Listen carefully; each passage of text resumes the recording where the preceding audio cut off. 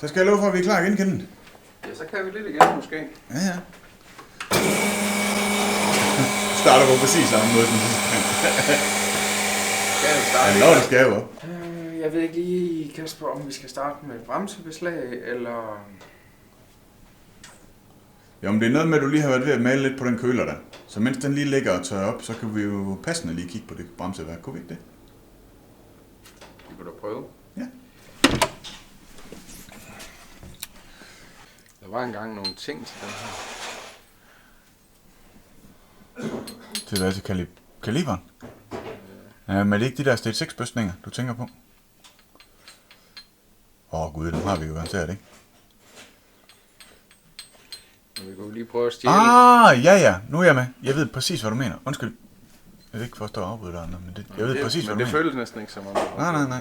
Vil du hvad, hæng lige på i et øjeblik, så drøner jeg lige på læreren, så jeg er rimelig sikker på, at jeg ved, hvor du ligger sådan nogle der. Godmorgen, Lisa. Morgen.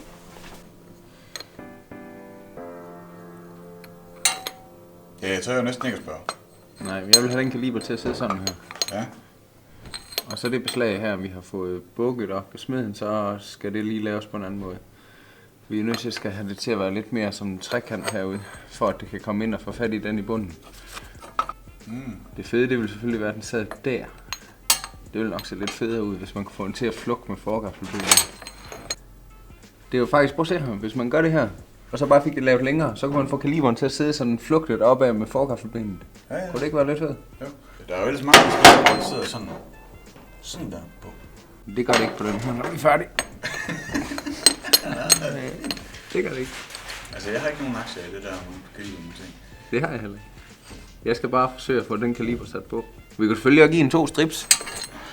Nej, det var vi lidt inde på sidste gang. Er det ikke sådan, at det beslag, der følger med til gaflen, det kan bruges i en eller anden sammenhæng? Nej. For at rykke lidt på. Det kommer ikke rigtig til at tube med de der beslag, som følger med. Der følger jo... Det her følger med, tror jeg. Hvordan kan det ene have følgt med til den her? Det passer ikke engang på den. Kan du, der har følgt mere med? Nej, jeg har der ikke. Jeg tror ikke, det er det der var med skiven, måske? Jo, hvorfor fanden sender de det med, hvis det ikke passer på forgaffelen? Men det er da ikke sikkert. Det er da ikke... Den der skive, den er til en Aerox. Den der, det er til en Warner. Nå, men det følte der ikke. Der følte sgu da ikke noget med den der. Gjorde den? Jo, det gør. Jeg ved, hvad vi har gjort af. Det er da den der. Den anden, der var pakket ind i dit og dat. Det er da super godt, vi har godt styr på det her lige nu. Der er Ikke gået nogen lærermand tabt i dig, det vil jeg altså sige. Det er Kasper. automatiske telefonsvar. Siger hallo. Hallo. Hallo. I have to go. Ja, det er en, der vil have... Ja, jeg ved ikke, fortælle dig, at... Kan du ikke bede ham om at ringe på et andet tidspunkt? Det var faktisk en dame. Hello, this is Pamela. Unless it's Anderson, I don't give a fuck. Hvad med den der? Brug den. Jeg vil nu altså hellere lave vores egen. Nå ja, i stedet for det der, Malossi har lavet til det. Det kan jeg godt se. Jamen, det passer jo ikke sammen med vores kaliber. Vel? Kalipenderen er ikke den rigtige. Det er der nogen, der mener, det hedder. Men det her, det passer jo til deres egen bremsekaliber. Hvad var det var for en? Uanset hvad, ikke også, så kommer det her sgu ikke til at passe. Vel? Selvom vi så satte et andet beslag uden på det beslag her. Ja, det bliver bare... Ej, jeg synes så, det er grimt. Vi skal da have vores egen beslag. Det er da meget pænere sådan et jern. Ja. Det er Kenneth fra Speedlines produktudvikling. Vi vil høre, om du måske havde tid til at komme forbi os på det. Måske. Ja, det første han spurgte om, det var, om det har noget med en køler at gøre, fordi så er han egentlig ikke særlig meget lyst. Nej, det kan man sådan set ikke få tænkt ham i. Det er jo noget værre skidt med det. Nej, det er sådan set godt, for det bliver vildt det her, når det bliver rigtig godt. Kan du ikke smide det her ud i jernkassen? Jamen, jeg tænker egentlig lige at gemme det til BVS'en, det kan jo være... Jeg kender ikke nogen, der har sådan en, så vil du smide det i jernkassen? Jeg skal ikke smide noget i jernkassen. Kæft. Det er rart lige at have sådan en. Til hvad? Det er da bare godt at have. Jeg vil ikke have den. Så er spørgsmålet, Kasper, mens den køler den lige tørre, om vi skal skære et hul i den sædekasse. Hvad er det for et hul, du vil skære i hvilken sædekasse? Jeg tænker, vi skal have et hul ned her til... Jeg har egentlig lidt fortrudt det her, vi har lavet. Skal vi lave det motorophæng om? Det er sindssygt. Hvis vi ikke snart kommer videre igen. Det er fordi, at jeg så, at... Hvad med det der stelforstærker? Ja, det skal vi også have lavet, ja. Nej, ja, det skal vi også have lavet. Nå, hvad har du set? Fortæl mig. Det er fordi, nu har vi jo lavet sådan, at vi skal have kammeraterne til at vende bagud. Ja. Og så gik jeg lige og tænkte på forleden dag, det kunne være fedt, hvis den vendte fremad. Naturligvis. Ja. Selvfølgelig er du kommet i tanke. Men det kommer bare til at kræve en hel del arbejde at få det til at vende om. Så må vi hellere skynde os at komme i gang. Ja, men jeg ved ikke rigtig, om det er en god idé. Det kan være, at vi skal lave den stille forstærkning først. Ja, det synes jeg. Altså lad os nu lige få noget gjort færdigt. Men hvad er det, du vil, siger du? Jamen, jeg ved det ikke helt endnu. Hvis din våddrøm, den bare lige med et knips med fingrene kunne laves til virkelighed, Så vil jeg have haft kammeraterne til at vende om nu. så du vil have et standard og penge på. Men det ved jeg ikke lige helt. Det skal den ikke. Kasper, vi laver stille forstærkning. Det kan godt være, at vi skal pille ledningsnet dagen. Nu er det irriterende.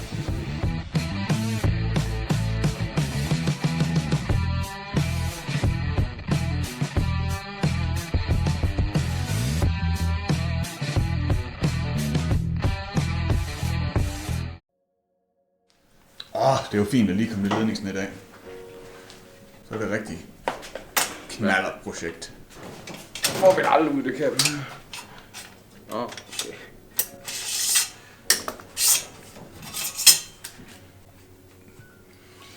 Vi går over fræs blokken, for der kommer noget nyttig viden snart.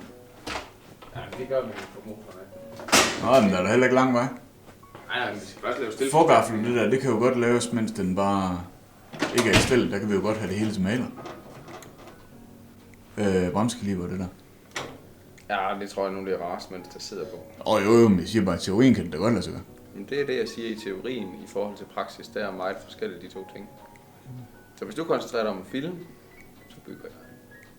Jeg kender en, der har et andet projekt. Der bygger han også og filmer samtidig. Han kan gøre, hvad han vil. Ja. Men jeg synes også, det er fedt, at vi laver kaliber, mens det sidder på. Det er den eneste rigtige måde at gøre det på. Men det er rigtigt i teorien, så kan man godt, jeg synes, det er en dårlig idé. Men jeg kan også filme det afsnit, hvor du så laver beslaget. Så længe det ikke er sådan noget med, ligesom i blinkende lygter, hvor man skal sidde oven på kanonen første gang den fyres af. Bare du testkører, så er det fint. Jeg skal ikke sidde på noget, jeg har skruet sammen. På den her powerhouse-maskine her. Nå, nok om det. Nu skal vi til at kigge på den der stille. Ja.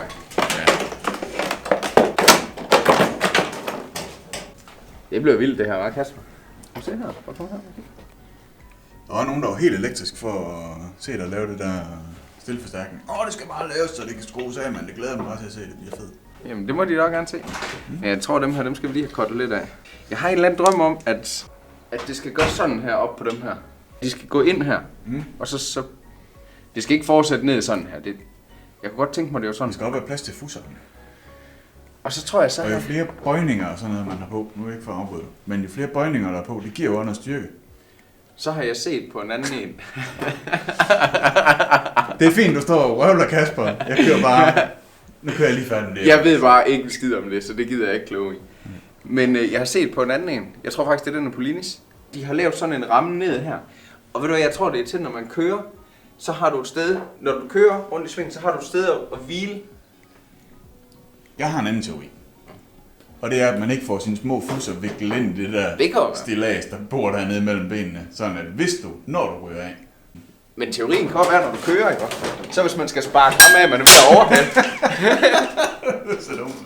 Så hvis man sparker ham af, man er ved at overhælde, så har man noget. Du kan godt se, hvis man skal sparke ham, der kører siden af, så kan man godt få overbalance. Så hvis man lige kan lægge foden op på den anden side af det der, så kan man sådan rigtig få... Så er man bedre få moment på. Det kan godt være, det er det. Ja, det kan godt være. Kæft, der er jo træls sted på den der.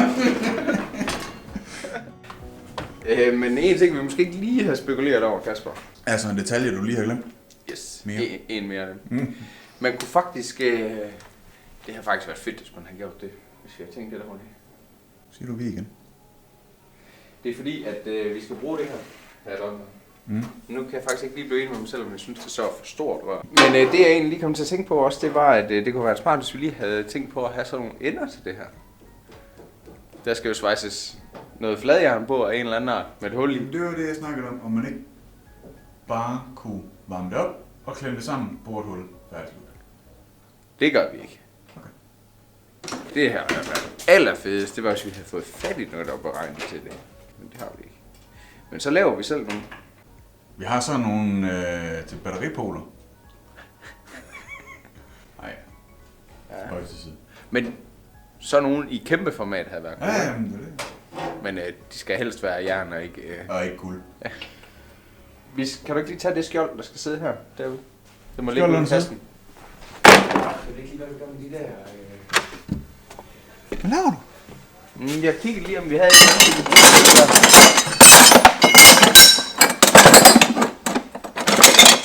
Jeg ved ikke lige helt, hvordan vi afslutter det her pænt.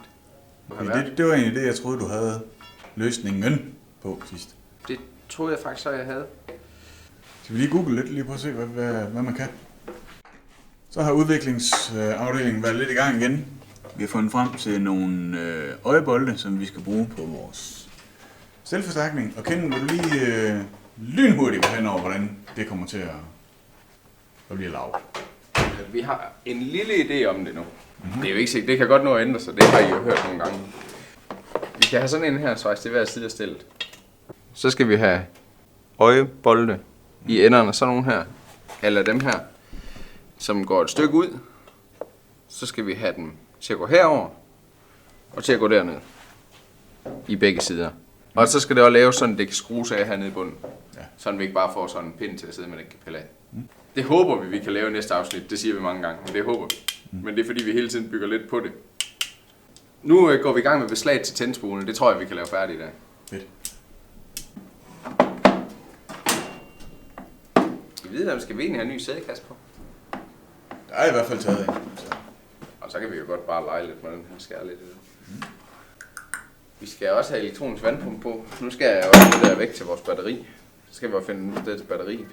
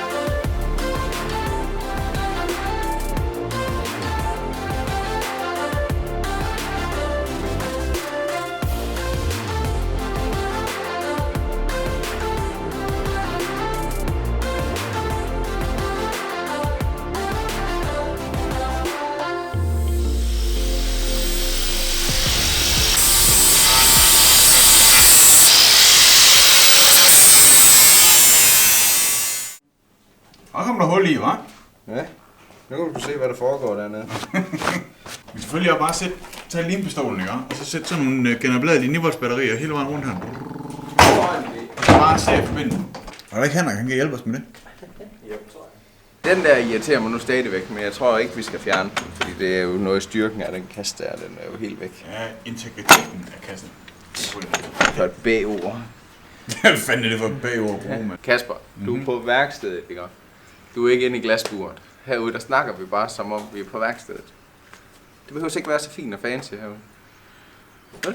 Nå, Kasper, vi skal have lavet det beslag til den tændspole der. Finder du lige tændingen lavet? Jeg har sådan en gammel Ital-kit tænding til at ligge her. Du ser den?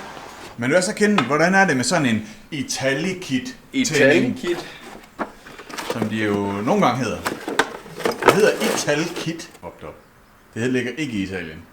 Hvor underligt den lyd. Det er rigtigt. Jeg kan ikke huske, hvor det ligger, men det ligger ikke i Italien. Ja, sådan set været fint, hvis du lige har vidst, hvorfor en karburator og luft. Mit bud er, at det bliver noget på linje CP. Karburatoren? Nej, det gør det jo ikke.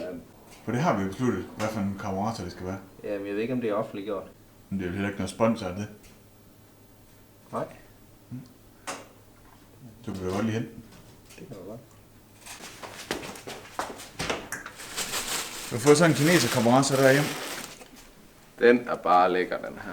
Det her, det er en rigtig fin karburator i forhold til mange andre produkter, man kan købe. Så hvis man vil lige lidt mere lækker ting, så skal man købe sådan en her. Den er rigtig fin. Jeg tror faktisk også, vi snakkede med GT. Det er ikke sikkert, vi fik det film, men da vi var derude, der snakkede vi også lidt om det. Det har noget at sige, og hvis man offrer lidt mere på karburator, så man kan sagtens bruge de billige, men hvis man vil have det til lige, så er det altså lidt nemmere med de lidt dyre, og der er tolerancer og sådan nogle ting i det er altså lavet bedre. Så nu vil tiden jo så vise, hvor godt det bliver. Ja, men du kommer til at holde ord på det. Det gør jeg. Den er stussen. Hvor er den? Men det tror jeg ikke, vi er enige om, hvad der skal være på i stussen. Nå, Ken, nu kommer vi lige til at snakke lidt om, og det er lidt at gøre med, hvor den tændspole den kommer til at sidde. Lige hvor vores karburator kommer til at sidde. Ja. Vi havde jo egentlig snakket om, at skulle bruge den der Stage 6 CNC RT, hvad hedder den? Men så kom vi lige til at snakke lidt om den top performance der. 360'er. Det var bare for at prøve at bruge en anden. Men den er nu lidt fed også, den her, synes jeg. Men den er. Og altså top performance, der skal man altså ikke tage fejl. Det er fuldt ud på højde med Polini og Lossi og alt det der.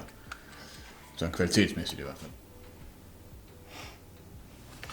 Det kan godt være, vi snart skal bruge den stus til af. Er den gammel? Ja.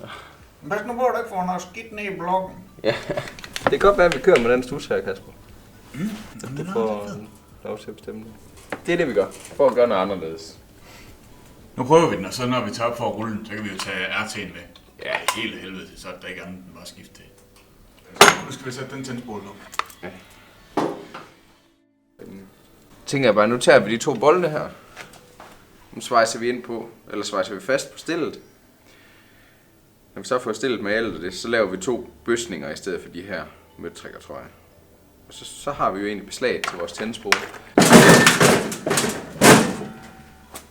Så kommer Megatronicen tilbage. Max svejseren der. Er der egentlig noget med, at man skal pille noget af, når man svejser på maskinen? Hvis man har batteri på, så er det i hvert fald en god idé lige at pille stilleledningen af. Men var det GT, der egentlig havde haft nogen op, der havde været ved at sætte noget støttefod noget på deres maskine, og så havde de lige brændt sådan en ny iselkit af? Nej, det ved jeg ikke. Det kan vi lige huske at høre ham til, når vi skal derop en gang. Der er jo for øvrigt der er nogen, der har været lidt efter os med, eller efter dig med, at du svejser op af den der fine gaffel der. Men det vurderede du ikke, der var nogen far i. Jeg tænkte, det gik nok. Jeg tænkte, det kan være, så må vi bestille en mere hjemme. Det blev fint, hva'? Det eneste, der egentlig var lidt dumt, Kasper, det er, at den sidder jo egentlig i den forkerte side. Ja, i forhold til staten. Gør det noget, den ledning, den går den vej jo? Eller skal jeg lige skære ned og sætte den på i den anden side? Det var bare fordi, at det beslag her var lige lidt bredt til det her. Det var lækker. Det er også træls at have de ledninger til at gå der. Skal jeg nu lidt over dig først som sidst? Vi kommer ikke til at høre enden på det, før du har gjort det alligevel.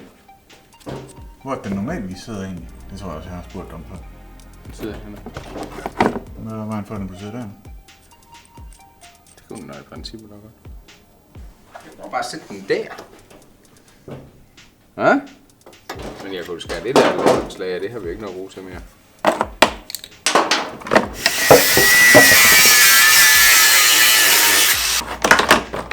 Hvor er alt det plads, vi får hernede.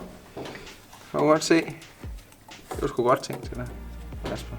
Du kan godt se, den kan også kun lige der. Ikke? Og den skulle faktisk helst have siddet der. Det kan den også lige skralde an.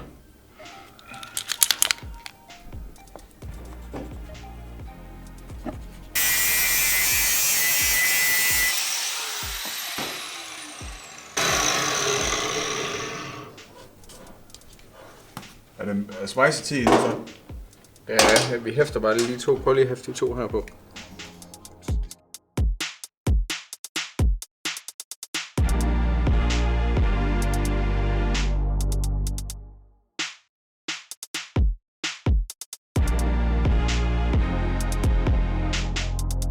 Hvis de lige bliver op, tænker jeg godt, det kan sidde der. Ja, det ser det godt.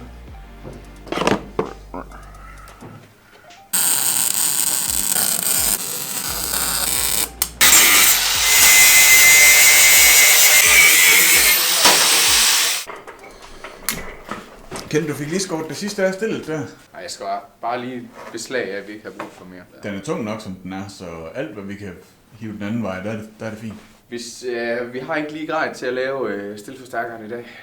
Det bunder vel egentlig i, at vi bare har videreudviklet lidt det, vi havde tænkt, at vi ville lige gøre det på en anden måde. Er du klar? Så er vi klar, Kenneth. Så må vi aldrig gik nogen steder. Jeg tror, vi stod på den anden side, da vi sluttede sidste gang. Jamen, det er rigtigt. Ja. Vi kan godt lige at gøre ting lidt anderledes. Det vi gør nu, det er, at vi laver bremsebeslaget færdigt til foran. Det synes jeg lyder som en god idé. Hvis vi kan finde bremsekaliber. Ja, vi kan gå og kigge. Det bliver så ondt.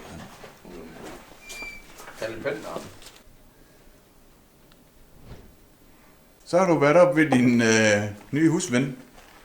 Asmey. Jeg er ikke helt om, han synes det samme. Han synes ikke, han er ikke din hushomie. Du får CNC-fræs, sådan en lækker stykke jern. Hvis ikke mig CNC-fræsning over det her. Nej, nå, men det burde jo være bare lige til at bolde på, så. Vi skal bruge et huller. Der skal lave sådan nogle huller, hvis vi kan ramme det rigtigt. Så kan vi nok lige have løsnet den skive der lidt igen. Den er der løs. Der blev der af min. Den er der løs.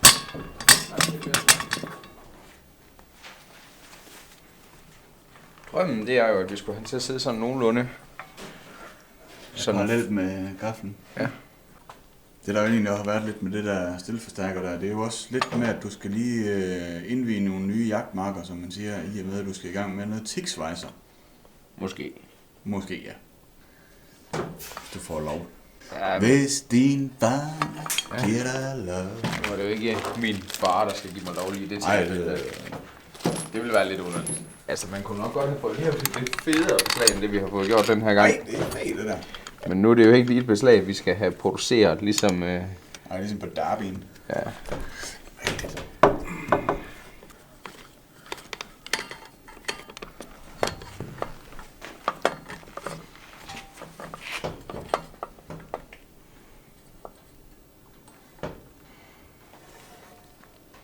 Det er ikke sådan helt skævt, det der, hva'? Hvad skal der så bare på skærmskiver imellem der, eller hvad? Vi skal i hvert fald have en eller anden form for noget bøsninger eller noget. Jeg tænker, at vi finder noget, der passer i bredden, så det ikke er 4 skiver, der ligger der. Men job 1, det må vel være at få boret hullerne? Yes, vi skal have fundet en eller anden måde at afmærke det på. Har vi en tuspind? Hvorfor får jeg flashback til, da vi lavede anlæg på hånden? Hvis vi nu har en tuspind, der kunne gå igennem der, det kunne være rigtig fint. Den kan lige nøjagtigt ikke nå, Kasper.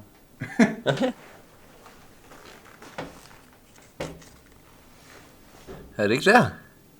Altså man kan sige, vi kan ikke lave det om bagefter. Du kan ikke få den helt ind, så den ligger op ad gaflen. Det er bare, jeg mener bare, så hviler den jo mere. Nej, det kan jeg ikke, jo. Men det kan man ikke, Kasper. Men det der, det er ligesom... Så må du lave det så godt, du kan.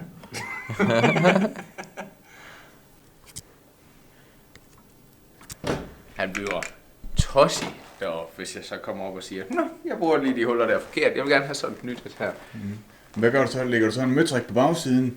Gevind i emnet, det er sgu ikke det rigtigt, hva'? Kasper, vi laver bare en møtrik på bagsiden. Det er jo meget nemmere. Så kan vi lave... Man burde faktisk svejse den på bagsiden, så man ikke skulle hænge der fit med det hver gang, men... Ja, der var jo inde og lave Formel 1-skift. Jamen, i ånden af, at du gerne vil lave tingene rigtigt, og det Ja. synes jeg jo... Jeg synes, det har gået fint indtil videre med at ramme nogenlunde resultat. Det går jo lækkert med sådan en søjlebomaskine nu, hva'? Jamen, det har jeg faktisk tit spekuleret på, hvorfor du ikke har sådan en. Jeg har alle ordentlige værksteder, sgu da. Ja, bare ikke kendt.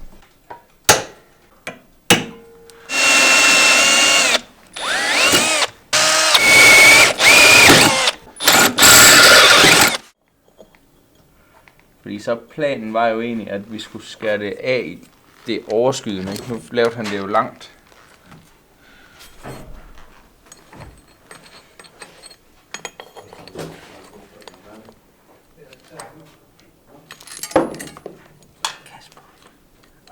Kan du tage den der røg på gulvet?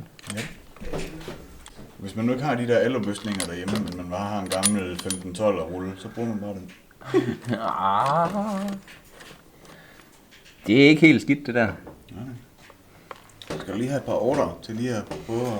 Ja, men det kunne vi da godt. Ja. Det ser faktisk lidt træls ud, det beslag der, Kasper. Tror du ikke, når det bliver malt, så forsvinder det lidt? Men altså, man kunne da godt lige tage den herover. Ja, det bliver... Og lige skære der, og så skære den skrå ned her. Ja. Det synes jeg også godt. Men skal den så skære skrå her? Lige have lavet sådan... Ja. Bare lige lidt. Der ligner det, hvad det er. Et stort stykke. Fed jern ud fra stakladen. Ja. 7 mm, Kasper, tror jeg, vi skal prøve til at starte med. Skal vi lige prøve at snakke lidt mere om det der med det der? 7 mm. Nå, bøsning. Ja. Skal den bare... Har du kørt noget imellem nu? Nej, jeg holdt den bare så voldt. Nå, okay. Kan være sådan der. Jamen, det var det, jeg mente. Jamen, ellers så skulle du, som jeg sagde før, prøv at se her. Det, jeg mente, det var... jeg tror, vi bliver trætte af, hvis vi gør det der. Tror du det? Jeg synes bare, den kommer bare til at se så klodset ud. Prøv nu bare lige, det kan vi altid skære fra. Prøv nu bare lige at skære den der. Okay.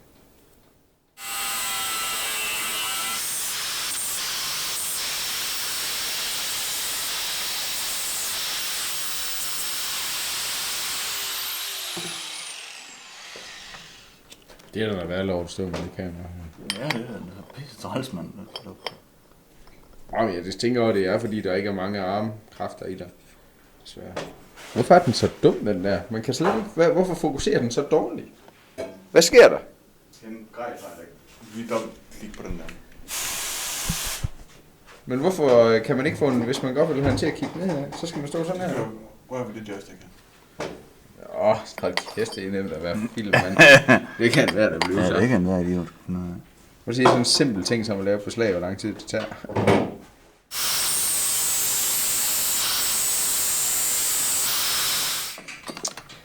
Nu vil vi være lidt i gang med snit-tappen over i vinkelkliver. Lige at prøve at lette den lidt på en eller anden måde. Jeg synes, det er blevet mega godt, Kasper. Ja. Det er bygget i et værksted. I jern. Ja. Ikke i en CNC-lækker maskine, der kan gøre sådan nogle. Vi skal have fundet nogle krydsninger, men fik vi ikke en masse forskellige størrelser der ikke? Nej, ved du hvad, der ved jeg lige præcis godt, hvad der er sket med. Dem har vi ikke noget at bruge til lige nu. Det store sorte arkivskab over ved siden af computeren. Men hvad er det her? Jamen, du har styr på det. De var for brede, dem her, Kasper. Men vi ved jo selvfølgelig, at de skal være 7 mm. Ja, det blev 4 af dem her lige til at starte med. Så må vi lige se, hvordan det passer. Så må jeg lige op til smeden og ham til at lave sådan 2. Det havde en mønt for hver gang, du har sagt det i det projekt. Hvor tænk, hvis vi selv havde nogle flere maskiner til at bygge noget med. Det er grej, ja. Kend, det ser for sygt ud, mand. Ja, mega fedt det beslag her. Jeg synes, det er helt vildt. Det var godt, du kom med de idéer der til at skære lidt i det. Ja, men jeg synes sgu bare, det var sådan lidt... Ja, det der, det er faktisk rimelig... Det ser da konge ud, mand. Ja, det blev rimelig godt. Nå, skal vi lige hænge den køler der på, og så runde af for den her gang. Men Kend, så kan jeg ikke lade mig at stå lige lægge mærke til her, at de har været ved at ændre noget her. Det har vi også nævnt en lille smule om, tror jeg. Men for lige at være helt sikker på, at det nu også er kommet med. Så er den vandstus der. Skal du være? Det er fordi, at vi havde vand, det kom ud af køleren hernede før. Men det er bedre for os, tror jeg, at det kommer ud her. Så det har vi lige prøvet at få lavet om. Han har ikke helt gjort, som jeg bedte ham om. Men sådan er det nogle gange, når man skal have nogen til at hjælpe. Er det ikke rigtigt? Jo, så kan det jo gå. Det er jo ikke nemt. Faktisk ikke så meget, vi har fået... Altså, jo ikke for at tage noget fra ham, han er jo dygtig og alt det der. Men der er ikke så meget, vi har fået lavet deroppe fra, som bare har siddet lige i skabet første gang. Bam. Nej. Og bare meget nemmere, hvis vi bare selv have noget grej, ikke? Til at bygge med. Ja, det er rigtigt. Dem her tager vi handtøj. Gud, ja. Alle sammen. Se, sådan ser Kends hænder ud. Hvad gør vi egentlig i forhold til bremseslangen? Det ved jeg ikke. Vi skal bare have en eller anden gejler bremseslange. Han har ikke helt gjort det, jeg bad ham om, og det er jeg nok nødt til lige skal have ham til at gøre. Men det er så heldigvis rimelig nemt for ham at lave om igen. Men det der, det er nemt at lave om, Kasper. For en gang skyld, så tænker jeg, at det er noget, vi hurtigt... Det er noget, du selv kan lave. Ja. Du behøver at sende ud i byen. Ja, det bliver faktisk helt rart at prøve. Ja. Det har jeg fikset, og så har jeg fundet en løsning til næste gang med det her. Ja. Det er noget med noget svejseaggregater og noget, som vi enten selv skal have lånt eller lejet eller købt, eller have nogle andre til at bygge for os. Men det er vi ikke lige helt besluttet endnu. Nej. Så indtil vi ses igen, så fyrer af. Stay tuned. Husk at kommentere derinde. Vi tager en runde kommentarer med en gang imellem. Så Kenneth, han kan lige oplyse os alle sammen lidt, hvis der er noget, I er i tvivl om. Vi skal nok samle sammen, og så næste video, så tager vi lige sådan en Q&A-runde igen. Stay tuned. Ses!